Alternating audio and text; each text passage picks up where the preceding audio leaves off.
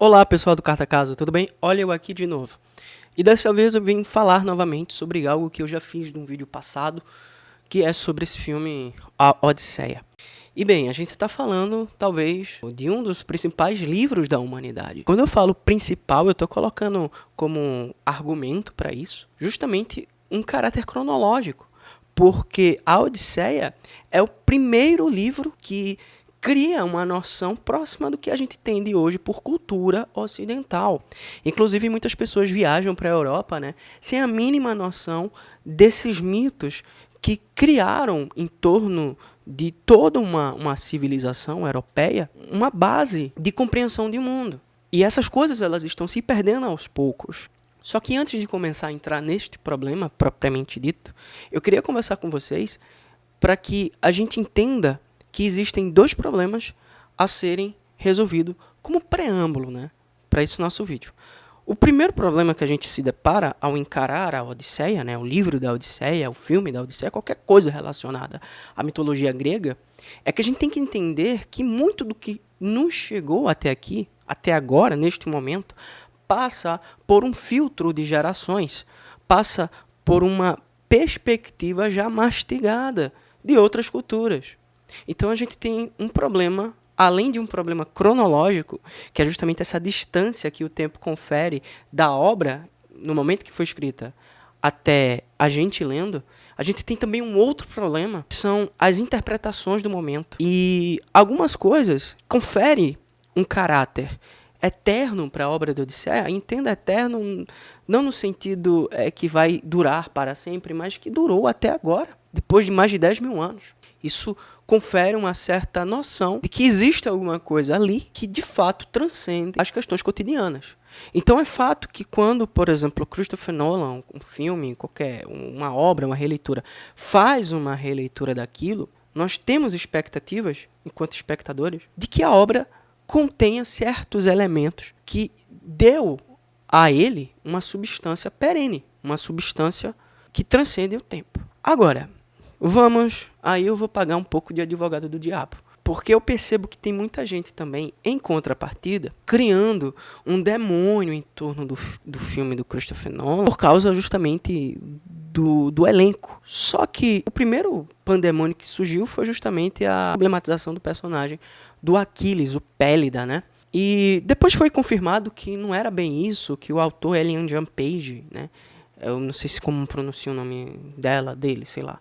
O intérprete do Aquiles ainda é uma incógnita, mas perceba, Aquiles na obra da Odisseia é um personagem, é um elemento que não altera em nada o protagonismo do Odisseu, né? O vulgo Ulisses para os romanos. Então tá, mas o que é que a gente precisa entender? O mínimo que precisa entender de filosofia antes de se deparar com a obra Odisseia. Aí vem uma expressão que é muito utilizada na Grécia Antiga, que é justamente a expressão kalos kaiagatos.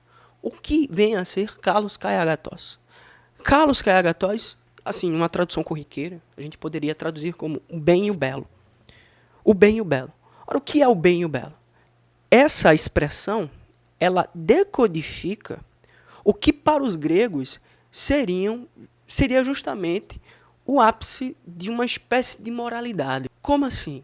Veja só, o bem, moralmente, ele está atrelado ao belo. É por isso que nas obras do Homero existem tantos predicativos, tantos atributos físicos, como se fosse por si só um elemento de bondade, né? Então, o bom, bonito, aquele que é provido de formas harmônicas, ele é bom. Agora, não quer dizer necessariamente que os gregos estejam se reportando apenas aos atributos físicos. Existem conceitos geométricos que perpassa por toda a noção estética grega que abrange muito mais do que a nossa percepção do que vem a ser beleza. Para a gente, beleza, o nosso sentido de beleza está atrelado única e exclusivamente a papéis sociais ou certos atributos físicos, né? Tanto feminino quanto masculino. Hollywood, de fato, destruiu o nosso imaginário. Mas perceba, beleza nada mais é do que a harmonia das formas. E tudo aquilo que engloba a harmonia é bom. E tudo aquilo que cria a desarmonia é mal, né? Isso é quase muito semelhante à moralidade cristã. Porque, veja só, a gente vive dentro de um planeta que está orbitando dentro de uma ordem. Perceba, ordem, harmonia. Então, o mundo ele tem um movimento de translação em detrimento do movimento de rotação, da Terra e que, caso algo fuja desta dança cósmica, ou seja, desta harmonia, o mundo se destruiria. A gente está para presenciar aí um evento climático novo, né, o Nino, uma coisa assim. E isso é justamente um mal. Por quê? Porque é uma desarmonia ecológica. O que é bom? Bom é uma boa conduta. Né? Quando a gente vê, por exemplo, Penélope, mulher de Odisseu, esperando por ele durante 20 anos, a gente tem um modelo de comportamento do que seria a expressão prática do amor. O amor conjugal é aquele que espera. Odisseu é um sujeito que, no início do livro da Odisseia, ele se encontra dentro de uma espécie de limbo, onde ele tem certos prazeres imediatos, mas ainda assim a alma dele, né, o telos, ou seja, o objetivo dele se encontra distante. E toda a obra da Odisseia é sobre isso. É sobre o reencontro do homem, por homem treina a natureza humana, mulher, enfim. Mas o reencontro do ser humano consigo mesmo, com os seus propósitos. E veja, estudando, percebendo os aspectos simbólicos desta obra, a gente percebe por que Atenas se tornou o berço da filosofia. Porque a gente tem ali uma decodificação de aspectos morais, mitológicos, simbólicos, muito bem estabelecidos. O Homero, ele não nos trouxe apenas um livro de entretenimento. Ele carrega a mitologia romana, grega, carrega consigo um esboço do que seria a perfeição moral da conduta humana. Isto é mais do que um joguinho, isto é mais do que um mero entretenimento, volto a repetir, isto é mais do que uma simples encenação para matar tédio. Isto é quase uma liturgia romântica da relação do ser humano com os deuses.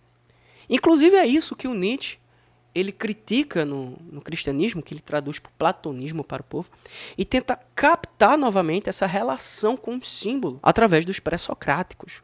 Quando Nietzsche ele retoma a filosofia dos pré-socráticos, ele vê isso.